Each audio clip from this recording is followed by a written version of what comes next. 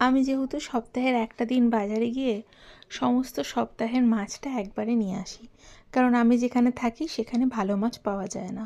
ওই গুনে গেতে রুই, কাতল, পাবদা, চিংড়ি ছাড়া আর কোনো মাছও পাওয়া যায় না। তাও পাবদা চিংড়িও খুব একটা পাওয়া যায় না, কারণ আমার এখানকার লোকজন রিঠা, পাঙ্গাস, আরও কী কী মাছ আছে সেগুলো খেতে পছন্দ করে। এবার আমি ছোটোবেলা থেকেই আর বোয়াল, চিতল, ইলিশ, পমফ্রেট মাছ এইসব খেয়ে খেয়ে বড় হয়েছি। তাই এখন যেসব মাছ দেখি সেসব মাছ তো ভুলেও কোনো দিন খাইনি। তাই এখান থেকে আর বাজারঘাট মাছের করিও। ঠিক একদিন রবিবার করে বেরোই কর্তামশাইয়ের সঙ্গে, যা মনের মতো মাছ পছন্দ হয় সেখান থেকেই বাজারটা করে আনি। যেহেতু অনেকটা দূরে, তাই একা যাওয়ার সাহস অত দূর এখনও হয়নি।